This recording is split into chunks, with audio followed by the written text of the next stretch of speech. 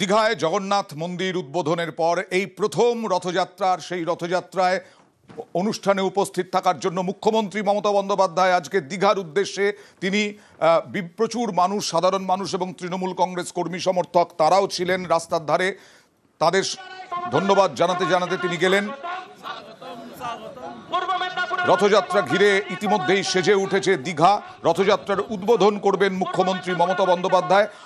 আজ এবং আগামীকাল অন্য কোনো কর্মসূচি রয়েছে কিনা আবিরের কাছ থেকে একটু জানবো প্রথমে।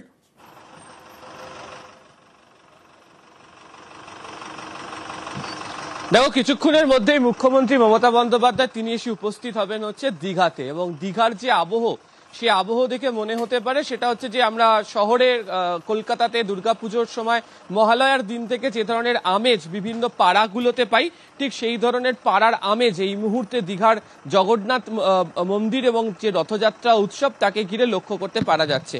আমি যদিও যেখানে রয়েছি সেটি হচ্ছে যে পুরনো যে দীঘার জগন্নাথ মন্দির, যেখানে মাসির বাড়ি তৈরি করা হয়েছে, একেবারে নতুন মাসির বাড়ি সেখানে তৈরি করে দেওয়া হয়েছে। সেই পুরনো এই মাসির বাড়িতে এনে এখানে রথ এখানে রাখা হবে। এছাড়া এই গোটা রাস্তা, সৈকত নগরীর গোটা রাস্তা বিভিন্ন রকমভাবে যে সাজানোর কাজ তা ইতিমধ্যে শুরু করে দেওয়া হয়েছে। যারা মন্দির পরিচালনার সঙ্গে যুক্ত, এছাড়া পূর্ব মেদিনীপুর জেলা প্রশাসন তরফ থেকে তারা মনে করছেন যে রথ উপলক্ষে, রথযাত্রা উপলক্ষে প্রায় কয়েক লক্ষ মানুষ তারা জমায়েত হতে শুরু করবেন। সর্বত্র তো তাদের পক্ষে একেবারে ভিড় ঠেলে হয়তো মন্দির বা মাসির বাড়ি পর্যন্ত যদি পৌঁছানো অসম্ভব হয়ে পড়ে, তাহলে তাদেরকে দেখানোর ব্যবস্থা করার জন্য বিভিন্ন জায়গাতে জায়ান্ট স্ক্রিন বসানোর কাজও ইতিমধ্যে শুরু হয়ে গিয়েছে, এবং সেখানেও যারা আসবেন তারা সেটা দর্শন করতে তারা পারবেন। ইতিমধ্যেই প্রচুর পর্যটক তারা ইতিমধ্যে এসে গিয়েছেন। দীঘার জগন্নাথ মন্দিরের যে প্রাঙ্গণ, সেখানে 3টি রথ ইতিমধ্যে রাখা হয়েছে এবং রথের রশিতে টান দেওয়ার জন্য ব্যবস্থা করা হচ্ছে। মন্দির থেকে এই মাসির বাড়ি পর্যন্ত দূরত্ব প্রায় 1 কিলোমিটারের কাছাকাছি দড়ি রাখা থাকবে এবং রাস্তার দুধারে মানুষজন দাঁড়াতে পারবেন। এবং এক্ষেত্রে যেটি মন্দিরের যেটি প্রধান ফটক, সেখান দিয়েই আগামীকাল রাতের বেলা রথগুলিকে প্রধান রাস্তার উপর নিয়ে এসে রাখা হবে এবং তারপরে রথের দিন সকাল থেকে পূজা অর্চনার মধ্যে দিয়ে বিগ্রহগুলিকে নিয়ে আসা হবে রথে এবং তারপর রথের রশিতে টান পড়বে। ফলে সব মিলিয়ে দীঘা রথযাত্রা উৎসবকে ঘিরে প্রথমবারের জন্য এরকম আড়ম্বরপূর্ণ রথযাত্রা উৎসবকে কেন্দ্র করে একেবারে জমজমাট হয়ে উঠেছে। একেবারে জমজমাট দীঘা, প্রথমবার রথযাত্রা। আর এই রথে 3টে রথের কথা বললেন আমাদের প্রতিনিধি আবির। এই রথগুলি 3টে রথ, এই 3টে রথ দেখুন, দীঘায় জগন্নাথ রথযাত্রার যে 3টে রথ, সেই 3টে রথের মধ্যে নন্দী ঘোষ জগন্নাথ দেবের রথ। সেই নন্দী ঘোষে কি কি আছে দেখুন, যেগুলির প্রত্যেকটি আলাদা নাম রয়েছে। এই 3টি রথের নাম নন্দী ঘোষ, বলরামের রথের নাম তালধ্বজ এবং সুভদ্রার রথের নাম দর্পদলন। এই 3টি রথের প্রত্যেকটি নিজস্ব বৈশিষ্ট্য রয়েছে। জগন্নাথ দেবের রথ, এই রথে 16টি চাকা এবং এটি লাল ও হলুদ রঙের পোশাকে ঢাকা থাকে। তালধ্বজ হলো বলরামের রথ, এই রথের 14টি চাকা, একটি লাল ও নীল রঙের পোশাকে ঢাকা থাকে। দর্পদলন হলো সুভদ্রার রথ, এই রথের 12টি চাকা, এটি লাল ও কালো রঙের পোশাকে ঢাকা। জগন্নাথ দেবের রথের সারথি হলেন দারুকা এবং রথটির টানা দড়ির নাম শঙ্খচূড়া।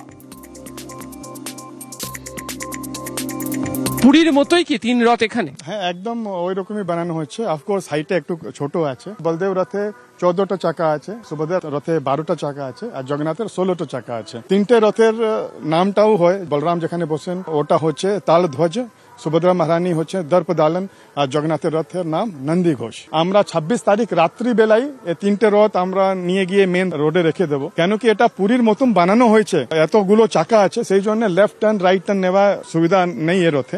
রথের রশিতে তো টান দিতে প্রচুর মানুষ অপেক্ষা করে থাকেন, এখানে কি রথের রশিতে টান দেওয়া যাবে? কলকাতায় যেরকম সুবিধা আছে, যখন বাড়ির সামনে রথ আসে লোক টেনে নেয়, কিন্তু এখানে 1 কিলোমিটারে 2 লাখ লোক, এটা অনেক বড় সংখ্যা।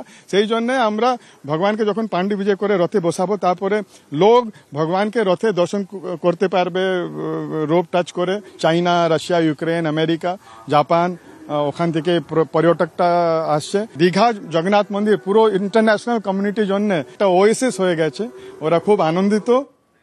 আর কিছুক্ষণ আগে আমাদের আরেক প্রতিনিধি আবির ঘোষাল বলছিলেন দীঘায় জগন্নাথ মন্দির, জগন্নাথ আসবেন মাসির বাড়িতে, যেটা পুরনো মন্দির জগন্নাথ মন্দির দীঘায়, সেখানেই 1 কিলোমিটার জগন্নাথ মন্দির থেকে। এই হচ্ছে জগন্নাথ মন্দির, সেখান থেকে 1 কিলোমিটার দূরত্ব। কথা বলবো সুজিতের সঙ্গে। সুজিত, কিরকম সেজে উঠেছে মাসির বাড়ি?